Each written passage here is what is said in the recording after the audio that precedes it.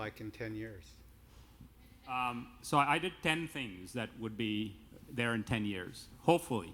Okay. One is the learning EMR, the learning medical record platform. And for the computer scientists in the room, they're going to be knowledge graphs.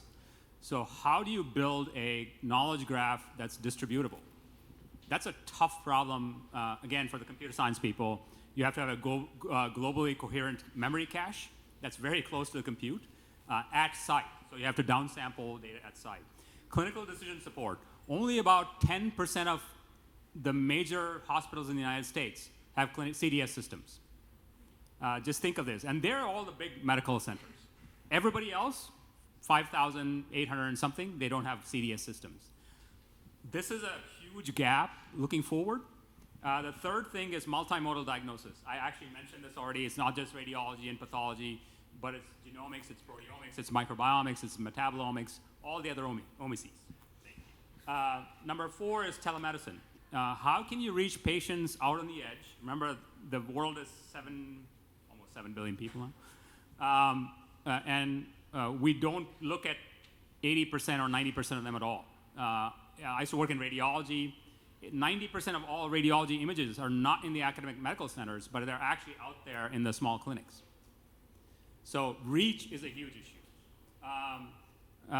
I'll look at the next part, which is in the drug development space, in the biotech space, drug discovery, drug development, and drug manufacturing distribution. If you're going to build a system that's a one-to-one manufacturing process, in other words, you have to take the cells of the patient you're trying to reach, that becomes a huge logistics and distribution problem. How are you going to solve that? That's a huge issue, and I think machine learning will really be useful there. And then there are 3 common areas. The 3 common areas are patient access. We were talking in the earlier panels today about how do you actually access the patients for physicians to treat and for data to get to or from. And then finally, new types of clinical trials, N-of-1s, basket, umbrella, retrospective. I mean, these are all new generation of clinical trials that the FDA is starting to look at. And the 2 other common areas are registries, and I think Adina is doing some yeoman work there. At a population scale, how do you look at disease? We have to collect samples, physical samples and digital samples. How do you build a digital twin for this?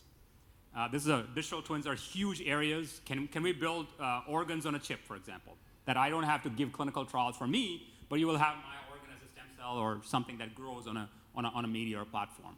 And finally, regulations. You don't come into our industry without understanding regulations. So let me stop there. That's number 10.